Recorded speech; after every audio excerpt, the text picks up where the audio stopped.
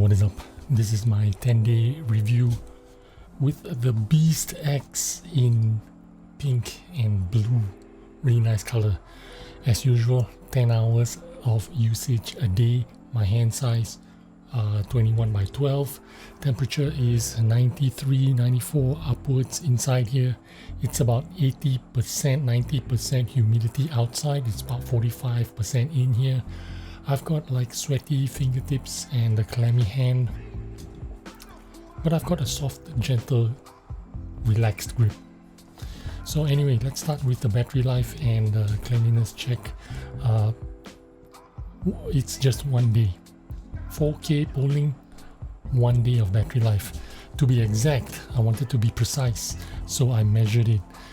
From the time I turned on my PC and got online, basically 17 and a half hours to be precise. That's one charge, 17 and a half hours of 4K polling, and it takes about 2 hours to fully charge this battery. I think it's got a pretty small battery inside, maybe a 150, but it's a really pretty looking mouse. So that's what you're getting. Really nice magnesium mouse, 39 grams. I think this is about 40 grams with the skates on. Without the skates, 39. And we'll talk a little bit about starting with the shape and the size. I'll compare this to the Endgame Gear OP1WE, and although it's basically a different kind of shape, a different kind of design, but the reason why I'm comparing it with the OP1WE is because it is literally the same kind of mouse. It is a small mouse. Now on paper this is supposed to be a bigger mouse, but it is actually, it feels smaller in the hand than an OP1WE because the trigger buttons are even lower than an OP1WE. The trigger buttons are 16 millimeters high from where I rest my fingers. On the OP1WE is like 18 millimeters, so that's the difference. Listen to that click, almost no sound of that click. And let me compare that with the OP1WE opticals. Endgame Gear opticals, WL Beast X opticals. Now, even though this mouse is technically bigger, longer by 4 millimeters, but in the hand, the OP1's butt, it's just, you know, the hump is just more pronounced, and you know, it pushes up against my palm here like that, while this one is like almost, you can't contact with my palm, and therefore it's like exclusively fingertip grip only. Now the Beast, it is 56 millimeters wide on the grip, while the OP1 is 53, where your fingers and thumbs rest. So this is like a medium mouse, but it's got really low triggers. Apparently this is a Starlight 12 copy, or very close to a Starlight 12. So if you're familiar with that kind of mouse, that's what this is. They're both what I would call a small mouse, except the Beast has like a medium wide grip. So think of the Beast X as a medium sized mouse with a low mouse 1 and mouse 2 button. That's how I would describe the build and the shape and the size of the mouse. Now build quality, again, this is a magnesium mouse, magnesium shell, but the base is plastic. It might look very plastically and flimsy, but I assure you it is strong and tough.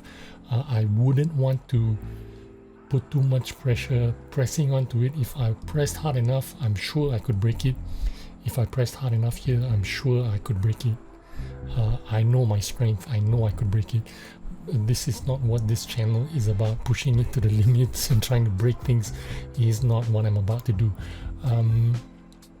The gaps look tight, and the tolerances look low. They're very tight. They look well made. Quality is very good.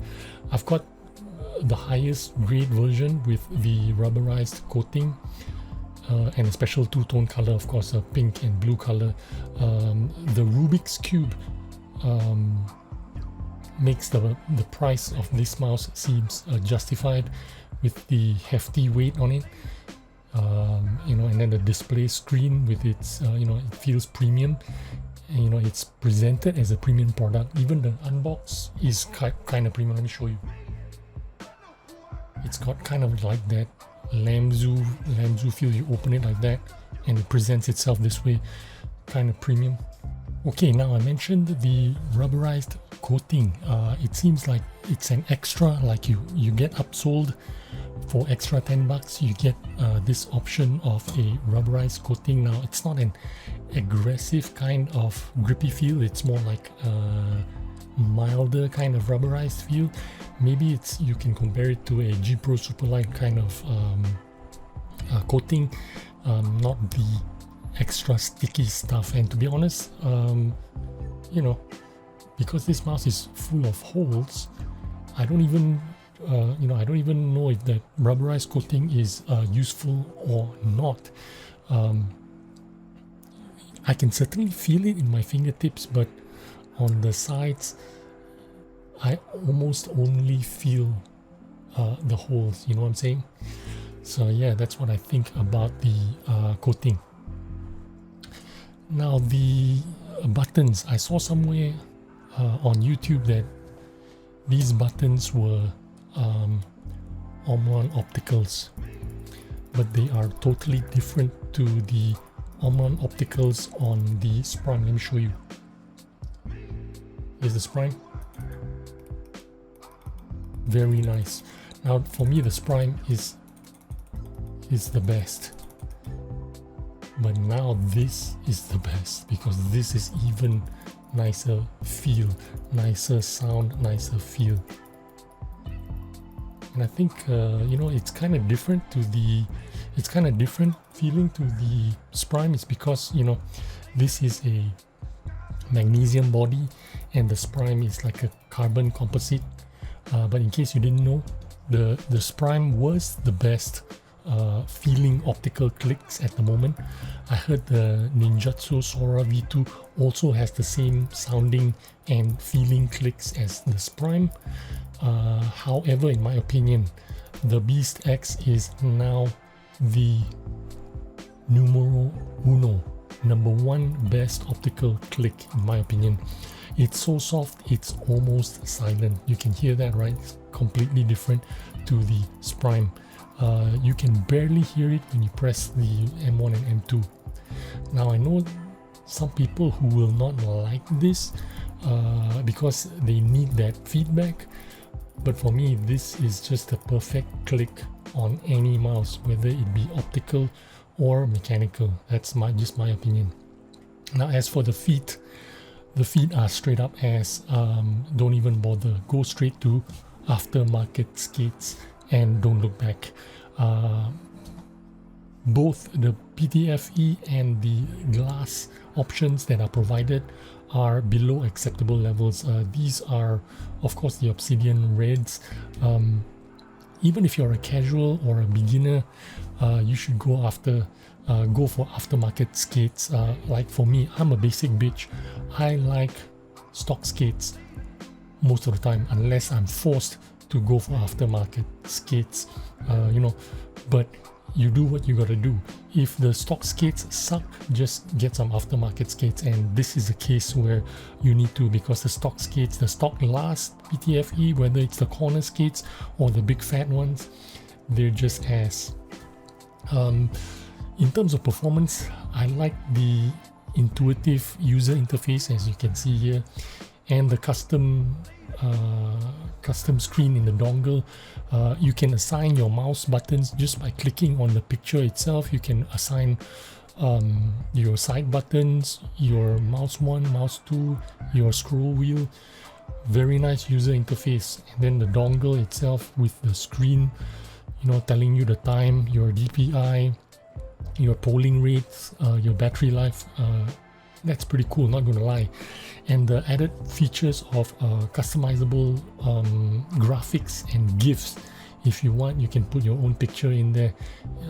You know, it's pretty cool. You can quickly check everything, all your DPI, your battery and all that. It's just incredible. Now, in terms of the Kovacs tests, I did not get any outstanding results, to be honest with you. No personal best, no noticeable improvement. Not better, not worse than my normal performances. I feel the mouse is kind of too short for me. To be honest with you, this reminds me a lot of the Dragonfly F1 Pro Max or the MOBA. The same kind of shape, almost exactly the same, almost a carbon copy of the Dragonfly F1. And you know what? That kind of mouse is kind of like a permanent fingertip grip for me. I cannot really pull it close to my palm. I need to have it away from my palm and kind of guide it with my fingers, you know, micro adjust with my fingers, and I'm fine with that. But with a longer mouse like a OP1WE, again, OP1WE is actually shorter, but because of that hump, I'm in contact with it in my palm. Therefore, if I want to micro adjust, I can push it away and then you know, micro aim that way. And then when I want to lock on an arm aim, then I can pull it closer and swipe across using my arm. So this kind of shape and design with the rear hump is more suitable for my hand size maybe, or my grip style or my play style. But the Beast X I think would work really well if you had smaller hands than I do. Again, I have 21 by 12. If you are 19, 18, I think this will be perfect because you have the option of pulling it in close to your palm if you wanted to, which I cannot at the moment with this mouse. Yeah, and that's what I feel about the performance of the Beast X, in my opinion anyway. Value for money, 149, 139, 149.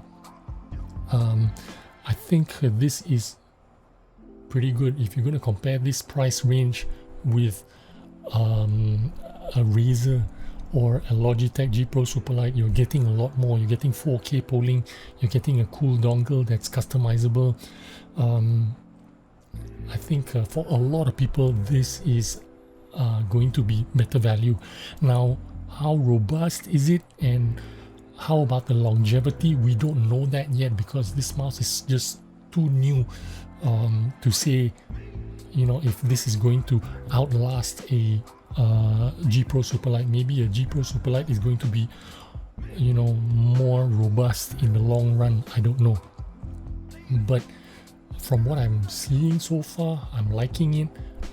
Again, not for bigger hands like mine. I feel like for me, I prefer a slightly concentrated rear hump instead of this central hump,